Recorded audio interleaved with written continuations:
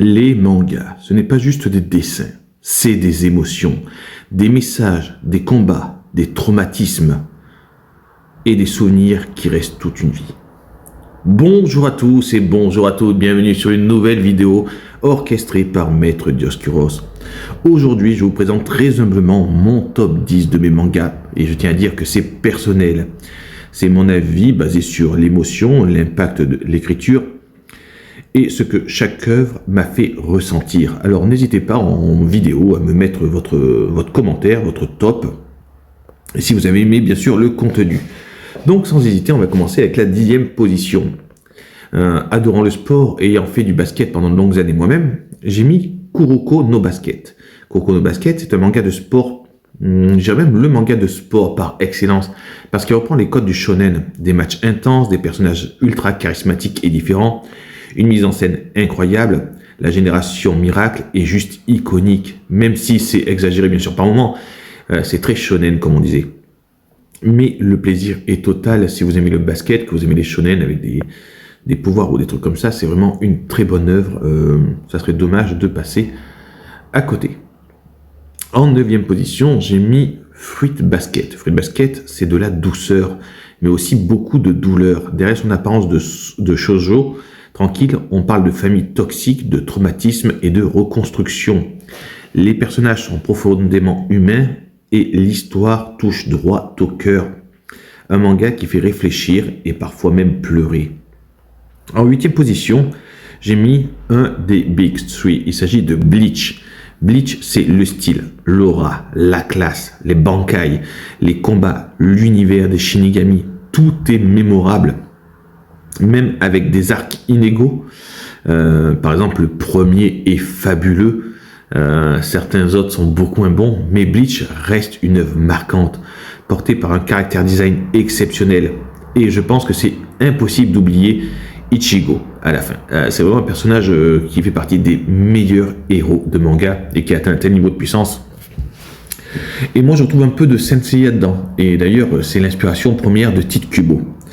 Bref, nous allons passer en 7e position avec Oshin. Oshin, c'est un manga très peu connu en France. C'est un manga stratégique, épique, rempli de batailles et de décisions lourdes en conséquence. L'évolution des personnages et la montée en puissance est incroyable. Une œuvre qui montre que le combat, ce n'est pas que de la force, mais aussi de l'intelligence. Je vous recommande très fortement cette œuvre si vous arrivez à la trouver. En 6e position, j'ai mis tout simplement le roi des mangas, Dragon Ball. Dragon Ball, c'est l'enfance. Pour ceux qui sont nés dans les années 80-90, c'est même la base, j'ai envie de dire. Goku, Vegeta, Piccolo, les transformations, les assimilations. C'est un pilier du manga moderne. Sans Dragon Ball et sans Senseiya, les deux piliers de l'époque, beaucoup de mangas n'existeraient pas aujourd'hui. Ça reste une légende intemporelle. 5e position, ça y est, on arrive dans le top 5. Vinland Saga. Vinland Saga, c'est la violence, la guerre, mais surtout la quête de sens. Thorfinn est l'un des meilleurs personnages jamais écrits. L'écriture de ce personnage est juste excellente. Ce manga parle de vengeance, puis de paix, puis de rédemption. Et je crois que c'est des passages auxquels beaucoup d'entre nous sont passés. Un manga mature, puissant, mais surtout profondément humain. 4e position. Alors, 4e position, c'est grâce à une amie à moi qui est dedans, parce qu'elle me l'a fait découvrir. Monster, c'est un malaise permanent, un thriller psychologique d'une précision chirurgicale. Johan Limbert est probablement l'un des antagonistes les plus effrayants de l'histoire du manga. Un chef-d'œuvre lent mais terriblement marquant. Grosso modo, imaginez que vous êtes chirurgien, vous sauvez la vie d'un gosse et plus tard ce gosse devient l'un des plus terribles et des plus meurtriers tueurs en série. Et sur votre conscience, ça pèse. Voici un peu sur un timbre poste le résumé de ce manga qui est beaucoup plus développé. Lisez-le, lisez-le. En 3e position, ça y est, on est dans le lourd. Et je suis très surpris de ne pas le voir cité dans les tops des mangas. Il s'agit tout simplement de Akira. Akira, c'est l'explosion du manga cyberpunk. Un univers sombre, chaotique, visionnaire. Même aujourd'hui, Akira reste en avance sur son temps. Autant visuellement que narrativement. Une œuvre culte qui a marqué l'histoire mondiale du manga. C'est une œuvre que je relis tous les ans au mois de février, tout simplement parce que c'est la période à laquelle je l'ai découvert. C'est Okami qui me l'avait offert pour la Saint-Valentin.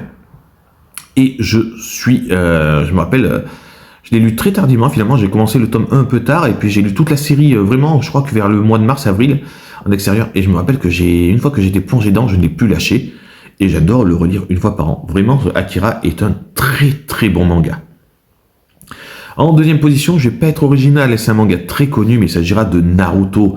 Naruto, c'est plus qu'un manga, c'est une histoire de solitude, de persévérance, de rêve. Les personnages, les rivalités, les sacrifices, tout est gravé dans la mémoire. Les techniques, les dons héréditaires, on peut parler de Sharingan, de Byakugan, de Dojutsu. Je veux dire, tout ça, ça fait partie de notre imaginaire collectif maintenant, et c'est ça qui est très fort. Naruto, c'est un peu le manga qui essaie de vous apprendre qu'il ne faut jamais abandonner. Très très bon manga, complet en 70 tomes, ou 72, si j'ai pas de bêtises. Et après, il y a une suite qui s'appelle Boruto, elle n'est pas indispensable à la lecture, mais voilà, Naruto classique, c'est vraiment un chef-d'œuvre. Et première position, vous me connaissez, vous savez déjà lequel je vais mettre, parce que c'est mon manga d'enfance, et c'est aussi une œuvre que j'ai aimé, que j'aime relire ou re-regarder à l'âge adulte. Il s'agit tout simplement de Saint Seiya. Saint Seiya, c'est mon manga numéro 1. L'émotion, le sacrifice, l'amitié, la mythologie. À mon goût, tout est parfait. Chaque combat est une épreuve, chaque chevalier se bat jusqu'à la mort pour ses idéaux. Chaque méchant a lui-même des raisons de se battre, c'est pas juste le gars qui arrive en disant « Maman, je suis méchant ». Vraiment, c'est un manga qui est pensé. Rien n'est tout blanc, rien n'est tout noir. Voici la morale de l'histoire et l'émotion. Et en animé, les musiques qui sont dedans, les OST sont pour de la folie totale. Saint Seiya, c'est l'âme du shonen pour moi. Et sans Saint Seiya, parce qu'on parle souvent de Dragon Ball qui a su garder sa popularité avec le temps, Saint Seiya commence à faire partie des mangas oubliés, mais il ne faut pas oublier que sans Saint Seiya, beaucoup de mangas modernes n'existeraient pas. La poursuite de Sasuke, c'est Saint Seiya. Bleach, le premier arc, la Soul Society, c'est Saint Seiya. Et d'ailleurs, Tite Kubo ne s'en cache pas. Donc voilà, ce manga est vraiment un chef-d'œuvre qui a malheureusement vieilli, et j'arrive à comprendre que la nouvelle génération soit sur des mangas plus modernes. Mais voici mes raisons personnelles de choisir. Donc voilà mon top 10 de mangas personnels. À vous maintenant en commentaire de nous dire quel manga vous auriez mis numéro 1 et pourquoi. Et lequel vous enlèveriez de ce classement. Je suis curieux de voir lequel vous diriez allez dégage. En tout cas, merci d'avoir regardé cette vidéo. N'hésitez pas à liker, à partager ou à vous abonner. Et je vous dis à très vite pour de prochaines vidéos. Allez, ciao ciao.